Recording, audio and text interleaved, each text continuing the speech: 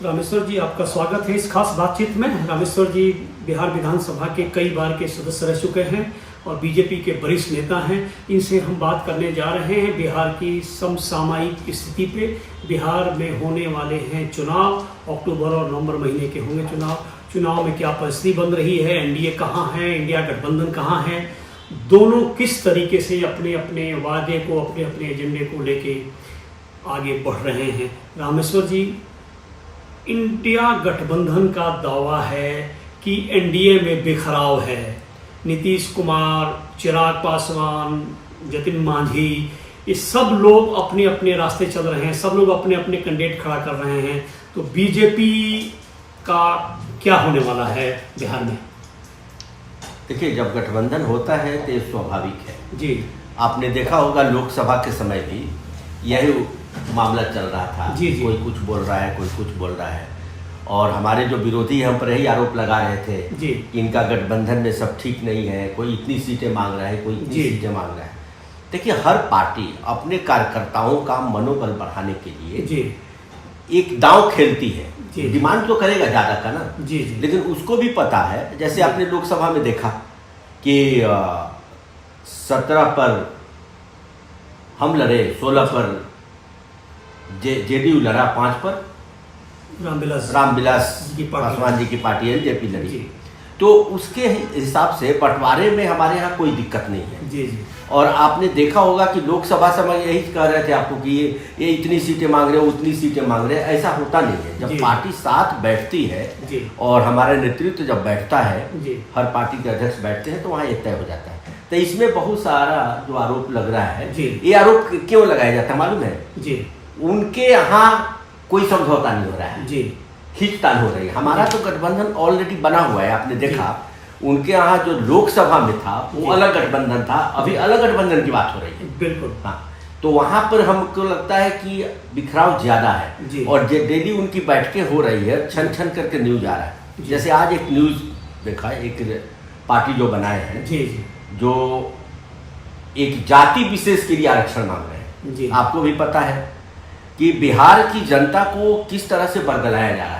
जी। संविधान की बात करते हैं वो लोग, और जाति के आधार पर कोई आरक्षण मिलता है? कोई जाति विशेष पर आरक्षण है? संविधान में कोई प्रावधान नहीं है। अब ये कह रहे हैं कि हमको जाति के आरक्षण दे दे तो हम इस पार्टी का समर्थन करेंगे। ये कैसे हो सकता है? तो इसीलिए ये सब बेतुकी बातें बिहार में चल रही हैं चुनाव के पहले। देखिए, चुनाव में 2 ही गठबंधन है। एक महागठबंधन है जिसको आप इंडी गठबंधन बोलते हैं, और एक एनडीए गठबंधन है जी। अब इन दोनों में कोई कंफ्यूजन तो है नहीं कि दोनों अलग अलग लड़ेंगे जी। आप जानते हैं कि ऐसा गठबंधन है कि कोई कह भी दे कि ये दोनों में थोड़ी बहुत भी समझौता हो सकते थे, एक पूरब है एक पश्चिम है, ये नहीं सकते। तो ये बिहार में बिल्कुल लाइन खींचा हुआ है और हर पार्टी अपनी तैयारी कर रही है। अब समय बचा कितना है जी। रामेश्वर जी, कल वहाँ कार्यकारिणी बिहार की हुई है, माननीय राजनाथ सिंह जी वहाँ पधारे। कार्यकारिणी ने कोई भारतीय जनता पार्टी के कार्यकर्ताओं में कोई जोश भरा? देखिए, पहली बात तो जितने भी वहाँ जोश भरने की बात ही भाषण हुए जी, चाहे अध्यक्ष का हो, डिप्टी सीएम का, खासकर माननीय राजनाथ जी का जो भाषण है। आपको पता है कि कितने सीजन नेता हैं, 2 बार पार्टी के राष्ट्रीय अध्यक्ष रह चुके हैं जी, उत्तर प्रदेश के मुख्यमंत्री रह चुके हैं, मुख्यमंत्री तो छोड़िए एजुकेशन मिनिस्टर थे तो इनका क्या नाम था। तो एक एक लाइन जो इन्होंने बोला उनको मालूम है। उत्तर प्रदेश और बिहार का खास करके नॉर्थ का तो कार्यकर्ताओं का नब्ज उनको मालूम है जी। और भाषण भी लंबा उन्होंने इसलिए किया कि कार्यकर्ताओं में जोश भरना तो उत्साहित करना था जी। देखिए, आपको बता दें, पहली कार्यकारिणी है जी। ये नए अध्यक्ष की ये पहली कार्यकारिणी थी और इस बार की कार्यकारिणी भी बहुत बड़ी बनाई गई है क्योंकि चुनाव का वक्त है, उसमें सभी को समाहित करना था। तो मुझे लगा कि उत्साह की कमी नहीं थी, उसमें एक डायरेक्शन भी दिया गया कि हमको किन किन मुद्दों को लेकर के जाना है। ये आप देखिए, जो अंदर बातें होती है। कल तो राजनाथ जी ने प्रेस के सामने एक लाइन ड्रॉ कर दिया कि कार्यकर्ताओं को जाकर के क्या बात करनी है पब्लिक में, पब्लिक को क्या समझाना है, मोदी जी की ये योजनाओं को कैसे प्रचारित करना है, और बिहार सरकार जो काम की है नीतीश कुमार के नेतृत्व में 20 सालों में, उसको किस तरह से जन जन तक पहुंचाना है। उतना ही नहीं, उसके बाद ये भी याद दिलाना है, जो 25 साल का लड़का उसको पता नहीं चल रही थी कि अगर नहीं ऐसा हुआ, वो लौटते हैं तो क्या परिस्थिति उस समय थी जी। अब देखिए, तो बहुत विस्तृत चर्चा हुई जी, और जो लोग थे उसमें कोई कमी निकालने का मौका मिला नहीं उनको। जी। रामेश्वर जी, 20 साल की आपने बात की। विपक्ष का ये आरोप है कि 20 साल से नीतीश बाबू का शासन है, सुशासन बाबू का शासन है, बीजेपी का शासन है, फिर भी बिहार में डबल इंजन की सरकार होने के बावजूद भी नीति आयोग की रिपोर्ट में बिहार सबसे पिछड़ा हुआ है, 28वें नंबर पे है। शिक्षा में हो, एजुकेशन में हो, और अर्थव्यवस्था में हो, उद्योग में हो, इंफ्रास्ट्रक्चर में हो, सबका बंटाधार हुआ पड़ा है। तो इन सवालों का, विपक्ष के इन आरोप का, जिसमें सत्यता है, नीति आयोग की रिपोर्ट है जो बीजेपी की एक बॉडी है, किस तरीके से बिहार की बीजेपी यूनिट और एनडीए यूनिट इसका सामना करेगी? नीति आयोग बीजेपी की नहीं है, सरकार की एक बॉडी है। जी। देखिए, बिहार को उस परिप्रेक्ष्य में देखिए, 20 साल पहले के परिप्रेक्ष्य में ये सब कंपैरेटिव होता है। आइंस्टाइन थ्योरी पढ़े हैं तो सब कुछ रिलेटिव होता है, ये हवा में बातें नहीं होती है। बिहार के क्या हालात थे, सड़क गड्ढे में तब्दील था, बिजली कहीं थी। आप देखिए 24 घंटे बिजली मिल रहे हैं, लोगों को सुविधा मिल रही है, बच्चे पढ़ भी रहे हैं। लेकिन आज भी जो नीति आयोग की बात जब आप कर रहे हैं, एक बात से मैं भी सहमत हूँ आपसे कि बिहार में जो एजुकेशन का स्तर उस समय था, हम उससे कंपेयर करते हैं। जहाँ की हमें याद है कि जब मैं साइंस कॉलेज ज्वाइन किया था तो हमारे जो सीनियर्स थे ऑनर्स में, सिर्फ साइंस कॉलेज में फिजिक्स ऑनर्स से 6 लोग एक साथ IAS किए थे। लेकिन आज एजुकेशन पर ध्यान देना है, इससे मैं सहमत हूँ। एजुकेशन का स्तर बाकी जगह बढ़ा है और बिहार का स्तर थोड़ा नीचे गया है। उसके का बहुत सारे फैक्टर्स हैं, कारण है। क्योंकि देखिए, पिछली सरकार में टीचर की बहाली नहीं थी, टीचर थे नहीं। अगर टीचर नहीं थे तो एक दिन में तो एजुकेशन बनता नहीं। वो 10 सालों में 90s के दशक में एजुकेशन गर्त में चला गया था, उसको सुधारने में समय लगा। और जहाँ तक इंफ्रास्ट्रक्चर की बात है, तो इंफ्रास्ट्रक्चर में तो कहाँ कहीं किसी से पीछे नहीं है।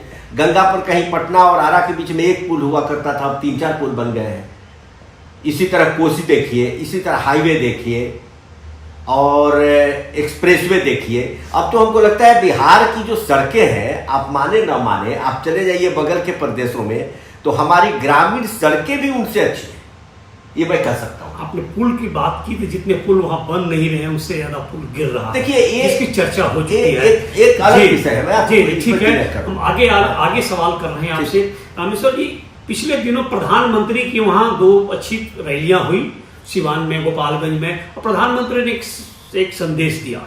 उस संदेश से आपको लग रहा है कि भारतीय जनता पार्टी के युवाओं में, कार्यकर्ताओं में जोश भरा? क्योंकि जिस तरीके से तेजस्वी यादव की रैली में यूथ आ रहे हैं, जनता आ रही है, और ये सत्यमान बात है कि बिना पैसे दिए हुए लोग आ रहे हैं, अनपेड लोग हैं, वो अपने आप आ रहे हैं। क्या बीजेपी मुकाबला करने में सक्षम है?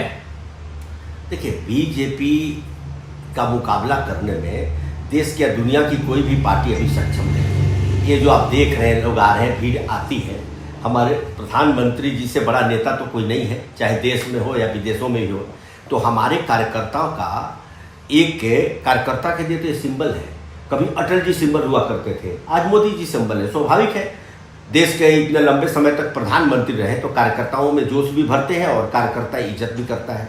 और देखिए, पहले प्रधानमंत्री हैं, मुझे तो इतने दिनों में याद नहीं कि कभी कोई ऐसा हुआ है और किसी भी पार्टी में, कि पहले प्रधानमंत्री हैं जो स्टेट ऑफिस में जाके वहाँ पदाधिकारियों से, MLA से बात कर रहे हैं, उनकी बातें सुन रहे हैं, लिख रहे हैं और उस पर इंस्ट्रक्शन दे रहे हैं कि हमें क्या करना है।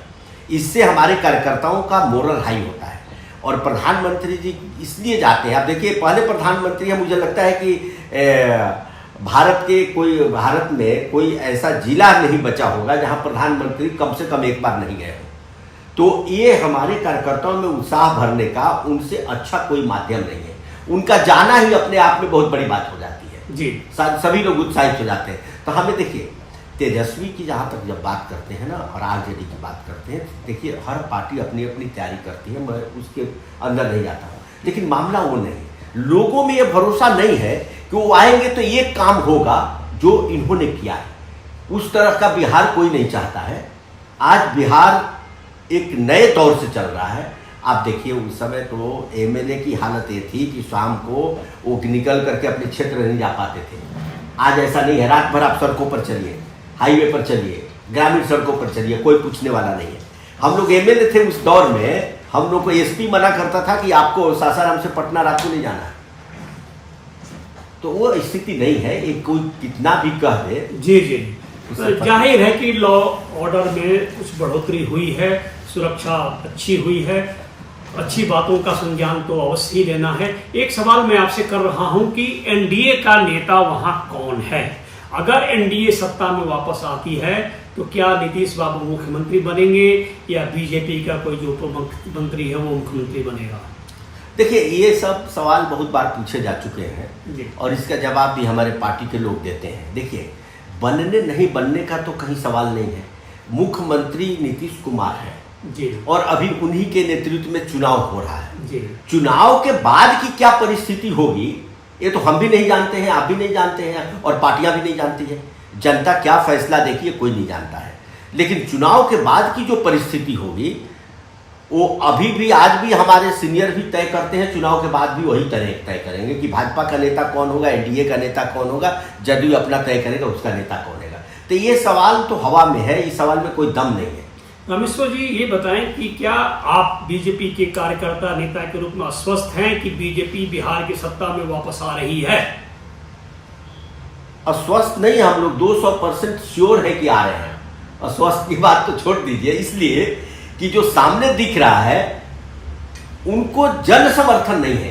क्या है मैं आपको बता रहा हूं, वो आप कह सकते हैं कि ये जातियों का गठबंधन बनाने की बात चल रही है।